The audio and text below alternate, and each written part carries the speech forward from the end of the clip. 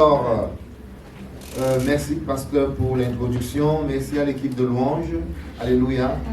Et nous ouvrons rapidement la parole de Dieu dans le livre de 1 Chronique chapitre 4.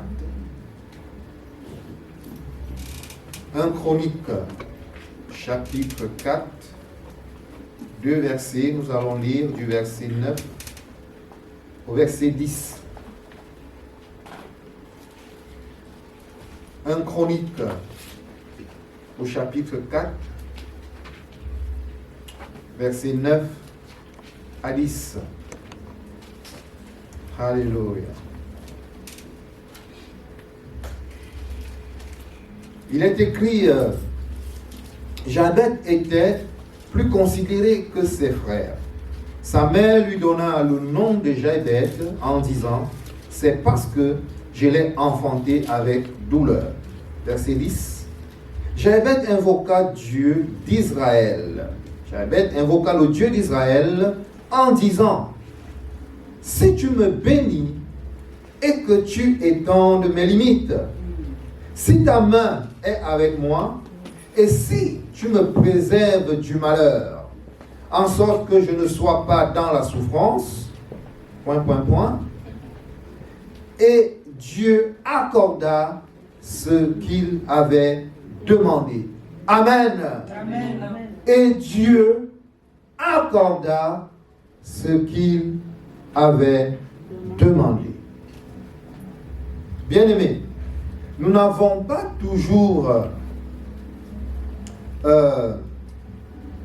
nous ne choisissons pas toujours ce qui doit nous arriver.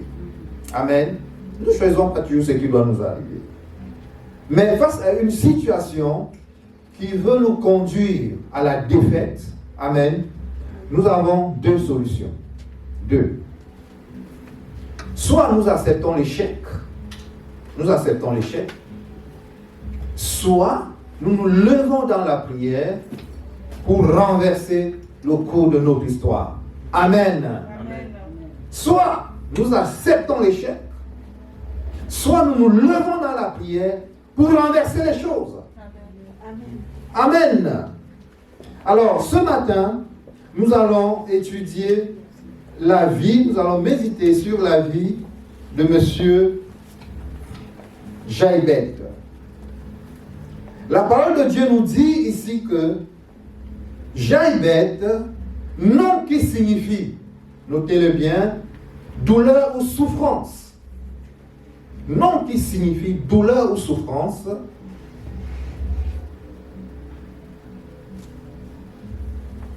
Amen. Tout va bien? Amen. Alléluia. Nom qui signifie douleur ou souffrance était le plus considéré. Il était l'homme le plus estimé de sa famille ou de son clan. Amen. Il était l'homme le plus honoré. Pourtant, dès sa naissance, les choses n'ont pas été faciles pour lui. Amen. Les choses n'ont pas été faciles pour lui. C'était un homme qui, par son nom, était condamné à l'échec. C'était un homme qui, par son nom, était condamné à la défaite. Tout simplement parce que sa maman n'a pas été une femme sage. Amen. Amen. Sa maman n'était pas une femme sage. Son père, s'il en avait un, parce que la Bible ne nous parle pas précisément de son père ici, qui est resté muet face à la situation de l'enfant, était un irresponsable. Vous allez comprendre pourquoi je le dis tout à l'heure. Est-ce qu'on choisit ses parents? Non. Alléluia. La Bible nous dit dans le livre de la Genèse, suivez-moi, chapitre 3 au verset 16. Dieu s'adresse à la femme. Dans le livre de la Genèse, chapitre 3, le verset 16. Dieu parle à la femme. Après l'histoire de la chute, vous savez, après le péché. Dieu dit à la femme, j'augmenterai la souffrance de tes grossesses. tu enfanteras avec douleur. Amen. C'est Dieu qui le dit. Suite à une situation, n'est-ce pas, Dieu a libéré cette parole. Donc, si Dieu l'a dit, où est la faute de l'enfant? Amen. Vous me suivez? Si Dieu a dit les choses ainsi, où est la faute de l'enfant? Disons que Jaébet était le premier fils. Supposons qu'il était le premier fils de cette famille ou de ce clan. Jérémie nous dit, au chapitre 4, verset 31 de son livre, il nous dit que le premier accouchement d'une femme a beaucoup de douleur. Amen. C'est Jérémie qui le dit. Il est prophète. Moi, je n'ai jamais accouché. Amen. Ça fait rire, n'est-ce pas? Mais je crois à la parole de Dieu. Vous avez déjà vu un homme qui a accouché? Oui, mais Jérémie, quand il parle, parfois il nous dit, vous voyez les hommes avec les mains sur les reins, comme les femmes qui sont en travail, n'est-ce pas? Parce que ça chauffe. Alléluia. Parce que ça chauffe. Parfois, nous enfantons les choses, nous les hommes.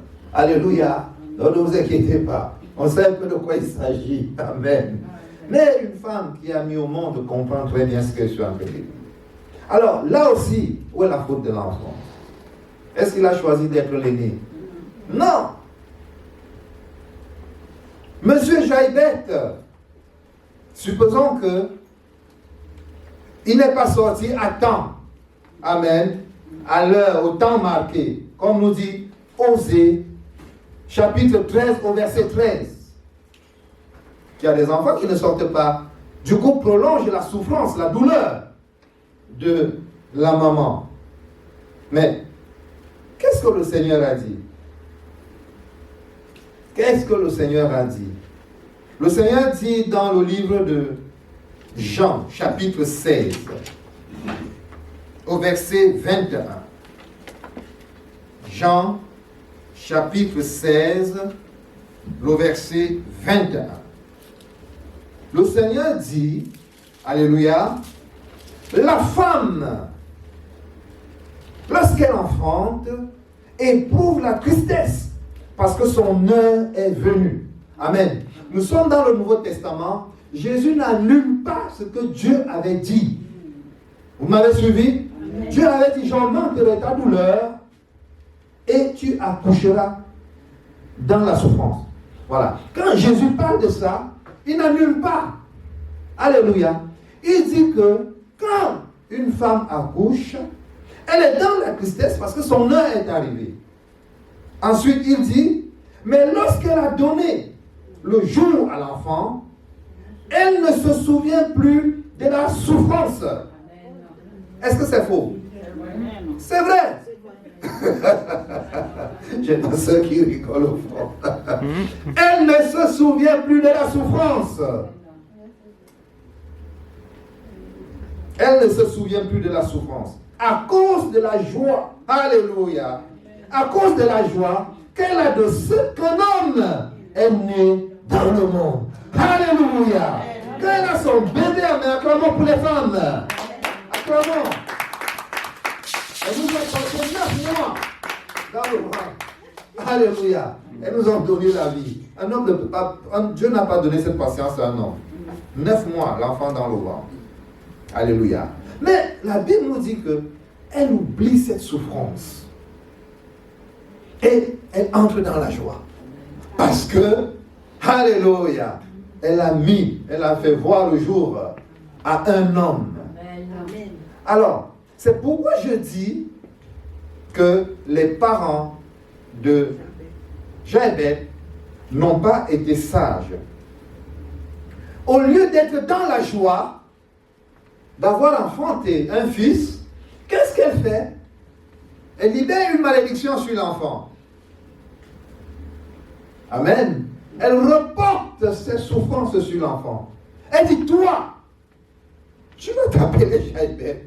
Je ne vais jamais oublier que tu m'as fait souffrir. Tu vas souffrir toute ta vie. Parce que je ne vais jamais oublier cette histoire. Oh, cet enfant-là, cet enfant-là, cet enfant-là. Ne nous plaignons pas de nos enfants. Amen. Amen. C'est une bénédiction. Amen. Amen. C'est une bénédiction. Nous devons être dans la joie. Alléluia. Nous devons être dans la joie. Dans la joie. Parce que la Bible nous dit quelque chose. La Bible nous dit, et pour le Père, j'allais oublier, excusez-moi. Et pourquoi j'ai dit que le Père aussi n'était pas sage? Regardez, ça c'est, j'ai parlé de la mère, n'est-ce pas? Oui. Regardez dans le livre de la Genèse, au chapitre 35, le verset 16 à 18. Pasteur, s'il te plaît. Genèse 35, le verset 16 à 18. Ils partirent de Bethel et il y avait encore une certaine distance jusqu'à Ephrata lorsque Rachel accoucha. Elle eut un accouchement pénible. Et pendant les douleurs de l'enfantement, la sage-femme lui dit, « Ne crains point car tu as encore un fils. » Et comme elle allait rendre l'âme, car elle était mourante, elle lui donna le nom de Ben-Oni, mais le père l'appela Benjamin. Amen. Voyons une situation ici où une femme a souffert pendant son accouchement. Elle a tellement souffert qu'elle a agonisé. Rachel est morte de cet accouchement. Amen. Elle avait déjà eu un fils qui s'appelait Joseph, et le second est arrivé. Alors, à cause de la souffrance, Rachel a fait la même chose que la mère de Jaébet. Elle appelle l'enfant Ben-Oni. Ben-Oni veut dire le fils de ma douleur. Et le père qui était là a pris ses responsabilités. Il a dit non. Alléluia. Il a dit non. Il va s'appeler Benjamin. Amen. Amen. Benjamin qui veut dire le fils de ma droite. Alléluia. Amen. Voilà le père qui a pris ses responsabilités. Alors que le père de Jaébet est resté mieux. Il a dû se dire, oh bon, tu as tellement fait souffrir ma femme que bon, tu n'as qu'à porter ce nom.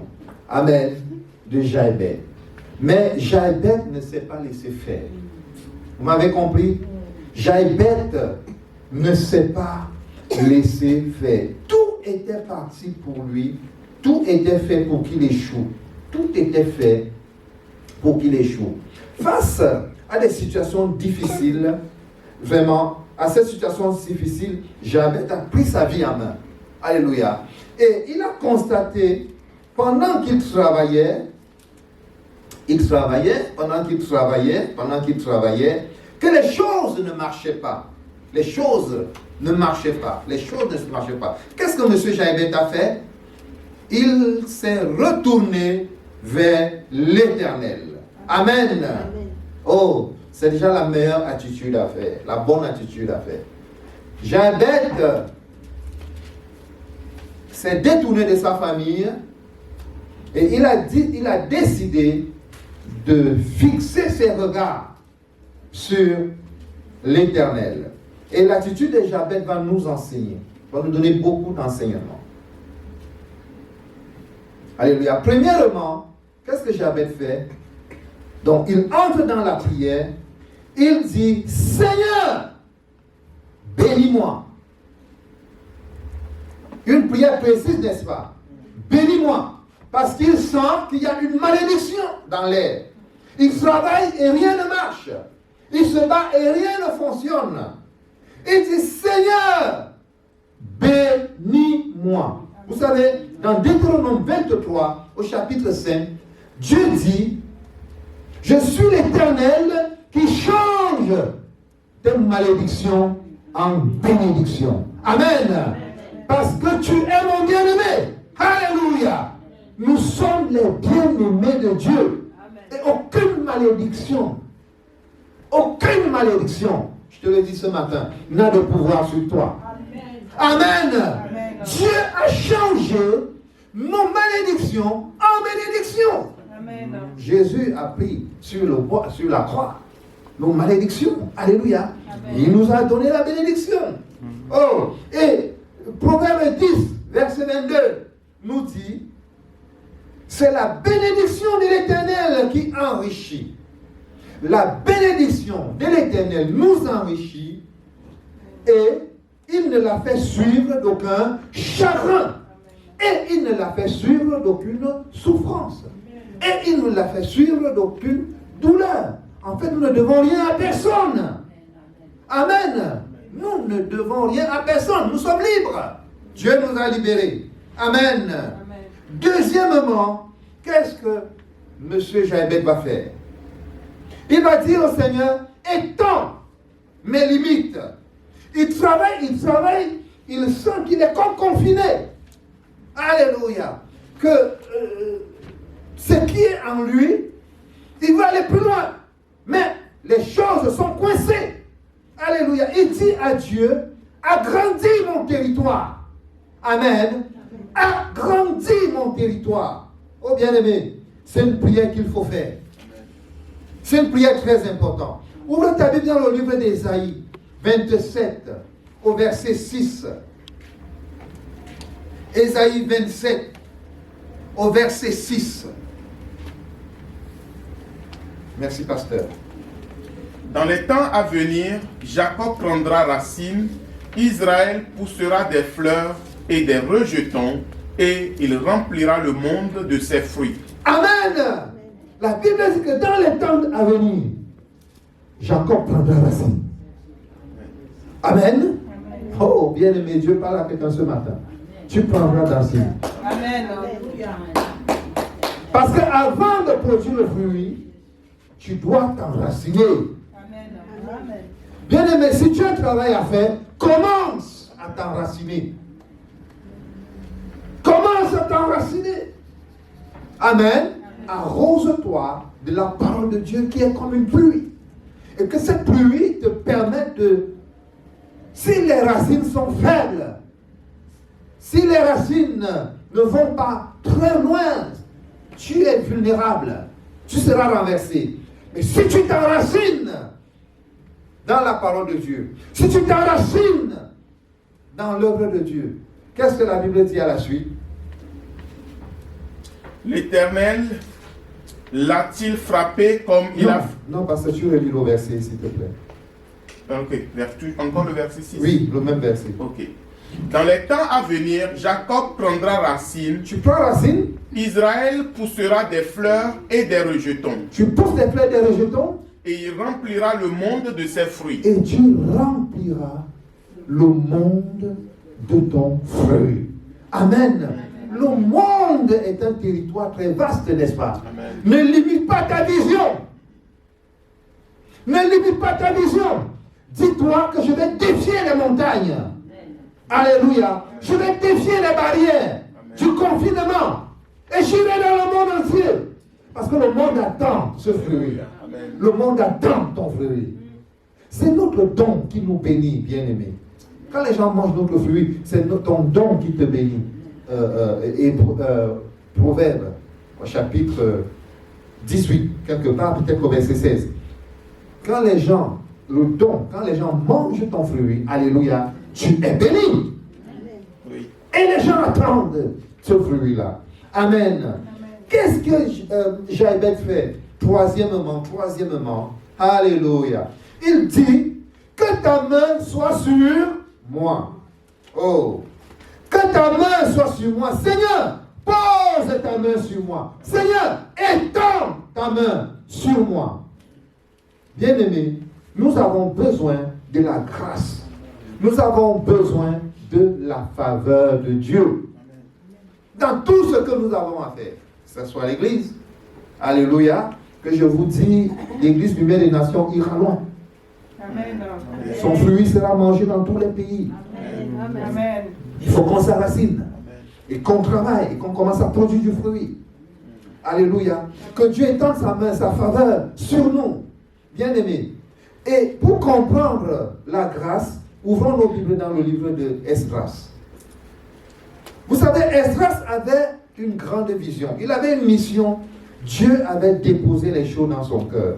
Mais pour accomplir cette mission, il avait besoin de la grâce de Dieu. Alors, Esdras nous dit au chapitre 7, verset 6. Esdras, chapitre 7, verset 6. La Bible dit, cet Esdras vint de Babylone. C'était un scribe versé dans la loi de Moïse. Il était versé dans la parole de Dieu.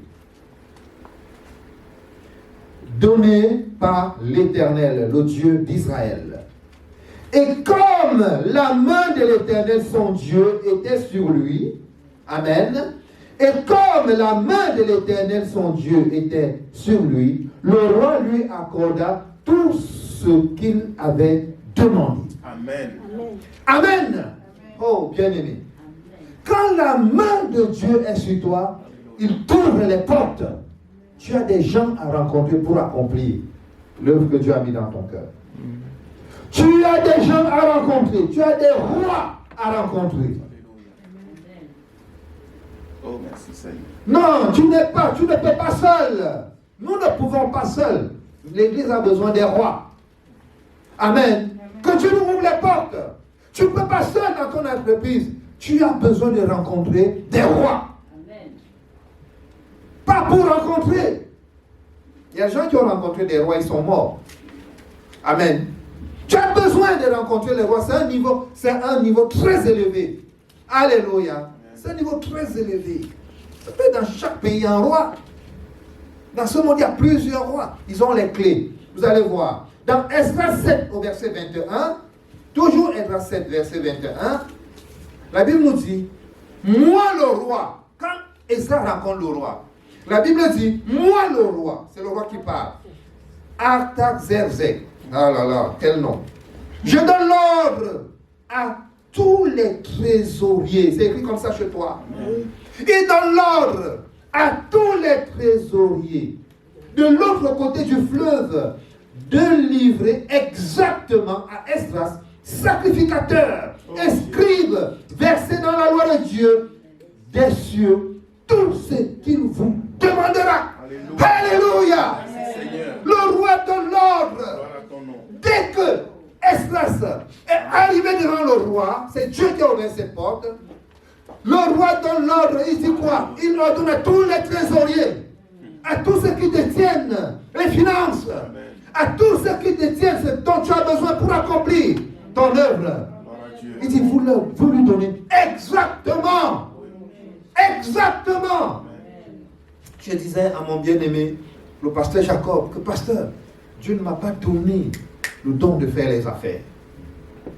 S'il m'avait donné le don de faire les affaires, j'ai essayé, mais Dieu ne m'a pas donné le don. Dieu ne peut pas tout nous donner. Alléluia. Mais il peut te donner la parole pour que tu parles aux autres. Amen. Amen. Amen. Pour que tu parles aux autres. Le roi ordonne. Alléluia. Nous devons prier pour les rois. Nous devons prier pour eux. Ah. Je me souviens d'un missionnaire qui a témoigné, un grand missionnaire, il a beaucoup travaillé. Vous savez qu'il avait béni un roi musulman. Oui. Oui, un roi musulman. Pas 1000 euros. Amen. Pas 10 000. Une mallette. Il avait même peur, il disait que comment je vais faire pour voyager avec. Le roi a dit, tiens, je suis venu prêcher l'évangile. Un musulman. Vous avez compris? Quand tu arrives, c'est des niveaux. Quand on arrive, nous devons prier, bien-aimés. Nous devons prier pour l'Église. Amen. Nous devons prier pour nos projets. Nous devons prier pour soutenir l'œuvre de Dieu. Amen. Amen. Alléluia. Esdras, quand il est arrivé, le roi a ouvert toutes les portes. Dieu et le roi a ordonné qu'il soit béni. Vous pouvez lire la suite. Le verset 22, par exemple, il dit, jusqu'à 100 talents d'argent, 100 cordes formelles, c'est ça? Oui, de froment. 100 cordes de froment, 100 battes de vin, 100 battes d'huile et du sel à discrétion. C'est de tout ce dont il avait besoin. Tout. Amen. Alors, quand la main du Seigneur est sur nous, qu'est-ce qui se passe? Allons-y au verset 8. Au chapitre 8, le verset 18. toujours dans l'histoire d'Esdras qui avait une mission accomplie. La Bible nous dit au verset 18, c'est ça? Oui. Chapitre 8. Est-ce que c'est au chapitre 8?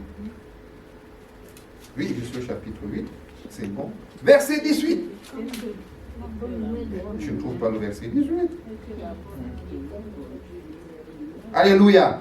La Bible nous dit, et comme la bonne main de notre Dieu était sur nous, toujours la bonne main de Dieu sur nous. Alléluia. Amen. Ils nous amenèrent Chériba, Chérébia, homme de sens, d'entre les fils de Machli, c'est ça, fils de Lévi, fils d'Israël, et avec lui ses fils et ses frères, au nombre de 18. Amen. Amen. Quand la main de Dieu est sur toi, Dieu va t'envoyer des hommes. Amen. Alléluia. Il va envoyer des gens. Ils viendront. Les gens viendront dans cette église. Alléluia. Ah, moi je le crois. Amen. Ils viendront quand la main de Dieu est sur toi. Tu ne peux pas seul. Alléluia. Dieu va envoyer des hommes qui vont t'aider à accomplir ce qu'il a prévu que tu fasses. Amen. Parce que tu es son bien-aimé. Parce que tu es son bien-aimé. Quand la main de Dieu est sur toi, verset 31. Quand la main de Dieu est sur toi, verset 31. Chapitre 8. Mémé dit, oui, chapitre 8, toujours Esdras, chapitre 8, verset 31. Mémé dit, nous partîmes du fleuve d'Ahava pour nous rendre à Jérusalem. Le 12e jour du premier mois, la main de notre Dieu fut sur nous et nous préserva des attaques. Alléluia! Et nous préserva des attaques de l'ennemi, de toute l'embûche pendant la route. Amen. Toutes les embûches, toute attaque. Alléluia. Quand la main de Dieu, vous savez, quand tu te lèves pour accomplir, quand tu te lèves pour, tu te mets en marche pour entrer dans ta destinée, le diable se lève. Il se lève et il va vraiment t'attaquer. Oui, je peux vous dire que depuis que nous avons proclamé que nous allons de l'autre bord, nous sommes attaqués. Oui, nous sommes attaqués, et bien même. Alléluia. Mais nous tenons bon. Amen. Et des maladies, nous combattons. Amen. Amen. Et des situations où nous ne comprenons pas, nous combattons. Amen. Parce que nous savons que tout ça sont des attaques. Et parce que la main de Dieu est sur nous, il va éloigner. Il va éloigner de nous toute embûche et mettra l'ennemi KO. Amen. Voilà, quand la main de Dieu est sur toi, voilà ce qui se passe. Tu as besoin. Alléluia. Et quatrièmement, mes bien-aimés, nous vivons dans un monde où le règne du mal et la souffrance dominent. Alléluia. Et quand nous sommes dans cette souffrance, l'ennemi profite pour venir nous tenter, pour nous amener à dévier de notre trajectoire. Il veut nous conduire dans des raccourcis, n'est-ce pas, bizarres. Amen. Il dit, Seigneur, protège-moi du mal. Amen. Amen. Et n'accepte pas que je souffre. Alléluia. Il crie à l'Éternel. Ça me rappelle qui? Jésus. Dans Matthieu 6, je crois au verset 13, il dit, Seigneur, dans sa prière de notre Père, n'est-ce pas, qu'il nous enseigne à prier. Il dit, Seigneur, préserve-nous du mal. Bien-aimé, que Dieu nous préserve. Parce que l'oppression rend insensé le sage. Alléluia. Tu commences à te retrouver à faire des choses, à prendre des raccourcis pas possibles pour atteindre le but. Non. Alléluia. Restons fermes. Amen. Restons fermes face à la tentation, face à notre ennemi. Restons ferme. Alléluia. Jacques nous fait et tout don parfait vient d'en haut. Tout bien fait. Jacques chapitre 1 verset 17. Il dit tout bien fait et tout don parfait vient d'en haut de notre Père, le Père des Lumières. Alléluia. Tout vient de lui. Nous devons le croire et demeurer ferme que non, Dieu pourvoira. Dieu le fera. Amen. Tout nous vient de lui. Daniel 2, 21 nous dit que c'est à lui qu'appartient la force. Aucune puissance ne peut nous terrasser. Nous restons quand nous restons fermes. C'est à lui qu'appartient la force. Et c'est lui seul qui est capable de changer les temps et les circonstances dans ta vie. Amen. Comme il a fait pour Jaébet. La Bible nous dit, il a exaucé la prière de Jaébet. Il a accordé à Jaébet tout ce qu'il lui avait demandé. Amen. Ce qu'il a fait pour Jaébet, il le fait pour toi. Amen. Ce qu'il a fait pour Jaébet, il le fait pour nous. Amen. Au nom de Jésus. Alléluia. Il le fait pour nous, bien-aimés. Nous sommes ses bien-aimés. Dieu ne fait pas de différence, n'est-ce pas? Entre ses enfants. Il ne fait pas de différence. Est-ce que tu peux te lever ce matin? Alléluia. Moi, je ne dis pas qu'il y a une malédiction. Amen. Mais Dieu dit que s'il trouve les ronces et les épines, il les combattra. Alléluia. Et tu vas te lever ce matin. Tu vas commencer à prier pour dire je détruis et j'anéantis toute foyer de sorcellerie, de malédiction, toute parole de malédiction, de sorcellerie contre ma vie, qui se lève contre mes projets, contre mon avenir, contre mes études, contre l'œuvre de Dieu, dans le nom puissant de Jésus. Seigneur, nous nous levons. Nous nous levons contre toute puissance de l'ennemi, maléfique, contre toute puissance de l'ennemi, Seigneur, parce que tu as étendu ta main sur nous, tu étends ta main. Tu étends ta main, Seigneur. Alléluia. Et tu nous ouvres les portes. Nous rencontrons les voies. Nous rencontrons des voies, des hommes et des femmes qui vont pouvoir à ce dont nous avons besoin pour te servir. Des hommes et des femmes qui vont pouvoir à ce dont nous avons besoin pour accomplir notre destinée. C'est dans le nom de Jésus. Nous n'acceptons pas la défaite.